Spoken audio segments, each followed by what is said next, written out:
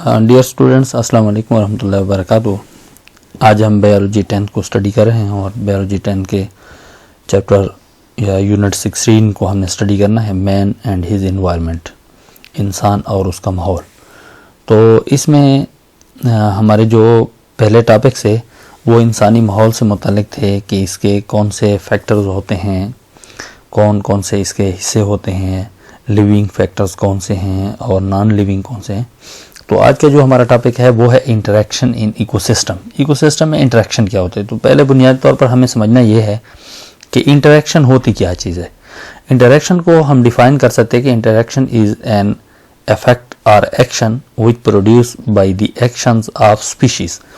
इन दो किस्म के जानवर हो गए, दो किस्म के जानदार हो गए, उनके जो आपस में एक दूसरे के साथ कोई ताल्लुक है, कोई राब्ता है, या कोई उनके दरमियान में कोई कंपटीशन हो रहा है या उनका आमना सामना हो रहा है, ये सब चीज़ें जो है इंटरेक्शन में आती हैं। तो यहाँ पे आप देख लें, ये आपको दिखाए गए हैं, मुख्तलिफ एनिमल्स दिखाए गए हैं और इन एनिमल्स का आपस में इंटरेक्शन दिखाया गया है।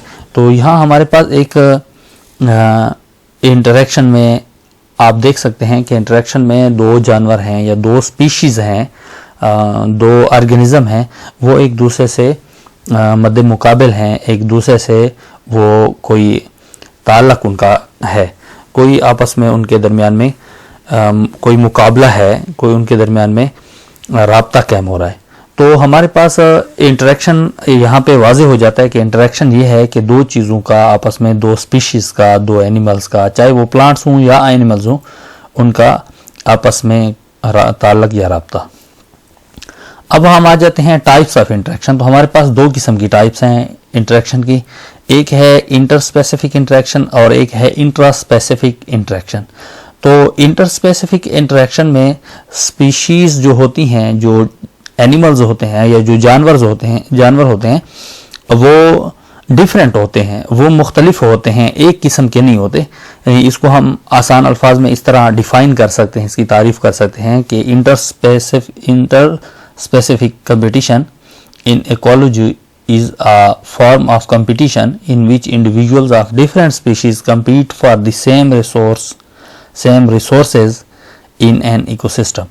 यानी एक माहौल के अंदर जो रिसोर्सेज हैं, जो ज़राए हैं, जो उनके खाने पीने की हैं या जो उनके रहने की हैं, हैबिटेट है, उनका मस्कन है, उनके लिए ये जो मुकाबला करते हैं डिफरेंट किस्म की स्पीशीज़, यानी दो किस्म के जानवर हैं, सेम स्पीशीज़ नहीं है, एक किस्म के जानवर नहीं है, दो किस्म के जानवर हैं। ये जब आपस में कंपटीशन करते हैं तो ऐसा कंपटीशन, ऐसा जो मुकाबला है इंडिविजुअल्स के दरमियान, स्पीशीज़ के दरमियान, ये जो होगा इसको हम इंटरस्पेसिफिक इंटरेक्शन कहेंगे। और इसी तरह इंट्रास्पेसिफिक इंटरेक्शन वो होगा जिसमें स्पीशीज़ सेम होंगी।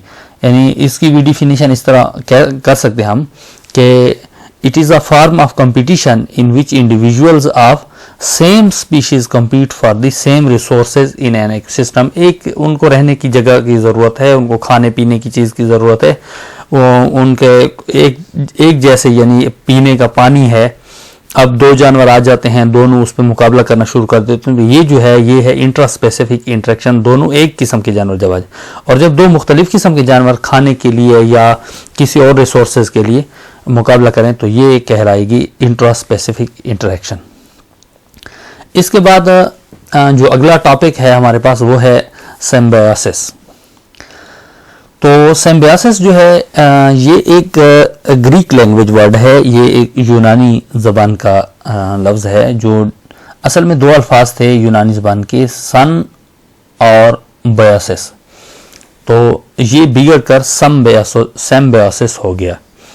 तो सन कहते हैं इकट्ठे को और बायोसिस कहते हैं रहने को, यानी इकट्ठा रहना, एक ऐसी एसोसिएशन, एक ऐसा ताल्लुक जिसमें दो जानवर इकट्ठे रहते हैं, तो ये कहलाता है सिम्बियोसिस।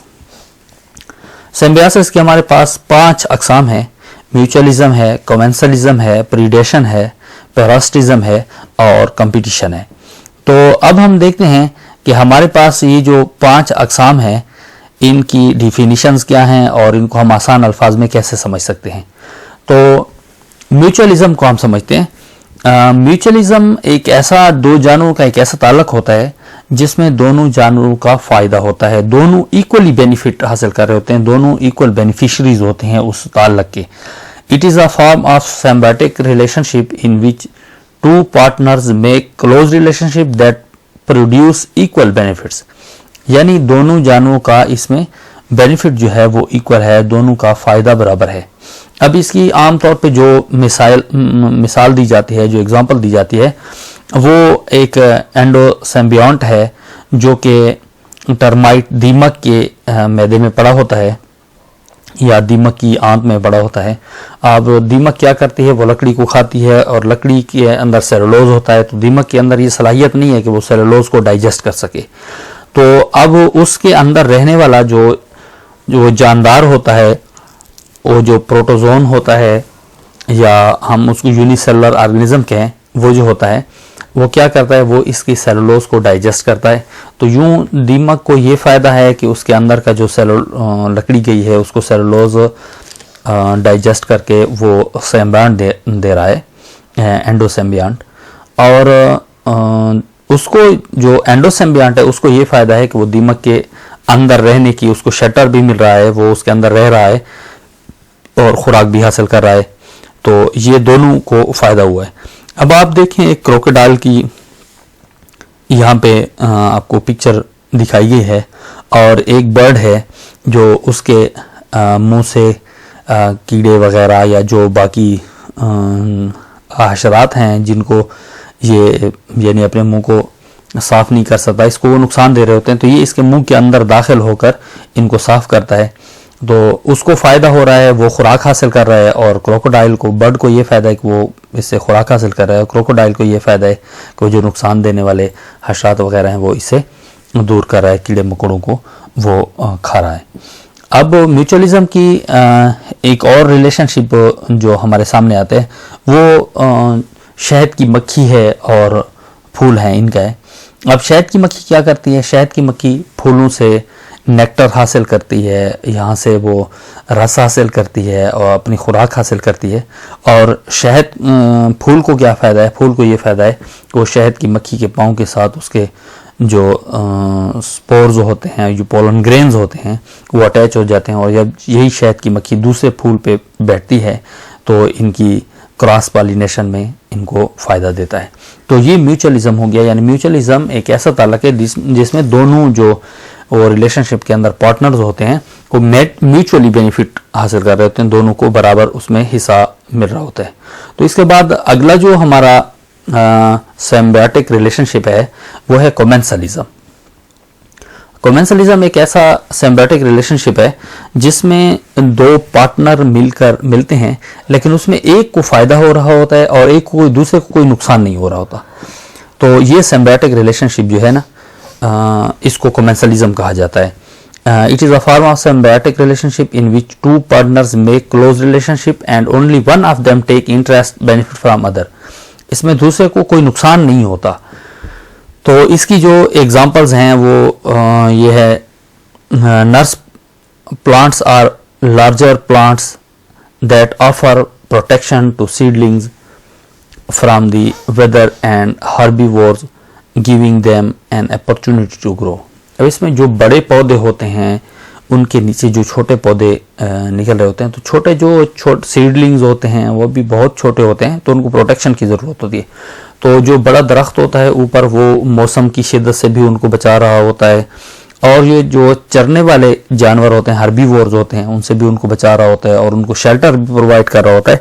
तो देखें ये दोनों का एक ताल्लुक है, लेकिन इसमें फ़ायदा जो है वो एक हासिल कर रहा है और दूसरे को कोई नुकसान नहीं हो रहा। इसी तरह एक और जो रिलेशनशिप है इनका वो रिमोरा फिश का है। रिमोरा फिश जो होती है उसके ऊपर एक डिस्क होती है उसके सर के ऊपर, और ये अपनी डिस्क के ज़रिए से बड़े जो एनिमल्स होते हैं जिनमें वेल मछलियां हैं और शार्क हैं, तो उनके साथ ये अटैच हो जाती है और इस तरह इसका सफ़र आसान हो जाता है। ये उनके साथ अटैच हो जाती है, वो सफ़र करती है, उसको कोई नुकसान नहीं है, उसके ऊपर कोई वज़न नहीं होता, क्योंकि ये बहुत एक छोटी इसका जिसामत होती है और इसको ये फ़ायदा होता है। तो commensalism एक ऐसा रिलेशनशिप है जिसमें एक को कोई नुकसान नहीं होता और दूसरा जो है वो फ़ायदा हासिल कर रहा होता है। तो इसके बाद जो हमारे पास तीसरा है रिलेशनशिप, वो है प्रीडेशन का रिलेशनशिप। अब प्रीडेशन का जो रिलेशनशिप होता है, इसमें दो जानवरों का एक ऐसा रिलेशनशिप है कि एक प्रे होता है, एक प्रीडेटर होता है, एक शिकार होता है और दूसरा शिकारी होता है। तो इसमें एक जो शिकारी होता है वो शिकार को मार देता है, उसको किल कर देता है, उसको कंज्यूम कर लेता है, खा लेता है। तो ये वो ताल्लुक है जिसमें एक तो फायदा हासिल कर रहा है लेकिन दूसरे को सरासर नुकसान है, उसकी जिंदगी खत्म हो जाती है। It is a form of symbiotic relationship in which one organism kill and consumes another. इसमें एक दूसरे को आप देख रहे हैं, ये जहाँ पे जो तस्वीर हैं ये इस बात की खुली वजाहत कर रही हैं कि ये रिलेशनशिप जो है, जैसे ज़ेबरा को एक शेर ने मार दी है और अब उसको खा रहा है, या एक परिंदा है जिसने एक छोटे परिंदे को या किसी खरगोश को पकड़ा हुआ है और अब उसको मारकर खाएगा, या ये रीछ है, बियर है, ये इसने एक मछली को शिकार किया हुआ है। तो ये प्रीडेशन और प्रे में ये ताल्लुक होता है कि एक प्रीडेटर होता है और एक प्रे होता है। तो प्रीडेटर प्रे के ऊपर हमला करता है, उसको मार देता है, उसको खा जाता है। इसमें एक मुकम्मल फ़ायदे में है और एक मुकम्मल नुकसान में है। इसके बाद अगला जो हमारा रिलेशनशिप है वो है पैरास्टिज्म का।